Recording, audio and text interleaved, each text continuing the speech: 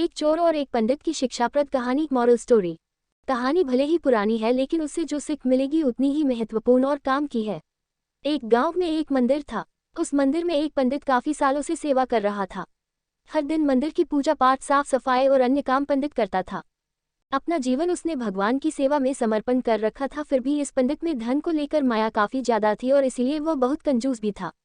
त्योहार या उत्सव के समय पंडित को लोगों से काफी अच्छा दान मिलता। कई लोग उसे काफी सारा पैसा भी देकर जाते थे। पंडित ने सालों से उसे मिलने वाला पैसा सोना और चांदी एक पोटली में जमा कर रखा था। कंजूस पंडित इस पोटली को हमेशा अपने पास रखता था। गांव के लोग कंजूस पंडित के स्वभाव को और उसके पास रखी धन की पोटली के बारे में अच्छे से जानते थे।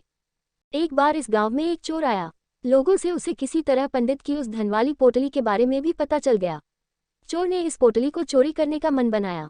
उसने पंडित पर कई दिनों तक नजर रखी लेकिन उसे एक भी मौका उस पोटली को चुराने का नहीं मिला, क्योंकि पंडित एक पल के लिए भी उस पोटली को अपने से जुदा नहीं करता था।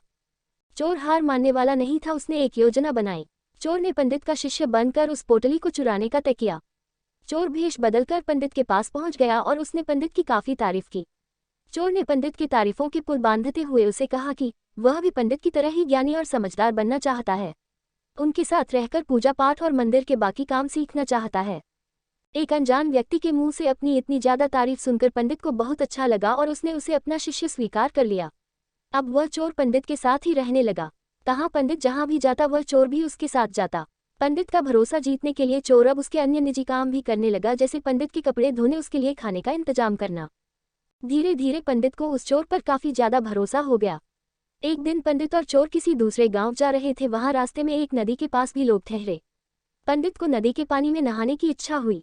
पंडित ने अपने धन की पोटली चोर के पास रखते हुए उसे कहा कि मैं नदी में नहाने जा रहा हूँ। चोर इतने दिनों से इसी मौके की तलाश में था। पंडित जैसे ही नदी के पानी में नहाने के लिए गया, चोर उसकी धन की पोटली लेकर वहां से भाग गया। दोस्तों, हमें विश्वास करना चाहिए। विश्वास से ही दुनिया चलती है। लेकिन हमें किस पर विश्वास करना चाहिए, ये बहुत महत्वपूर्ण बात है। हम किसी ऐसे अनजान व्यक्ति पर बिल्कुल भरोसा नहीं कर सकते जिसे हम अच्छे से जानते ना हो, जिसके बारे में जिसके भूतकाल के बारे में हमें ज़्यादा कुछ पता ना हो। Please channel like and subscribe जरूर करें।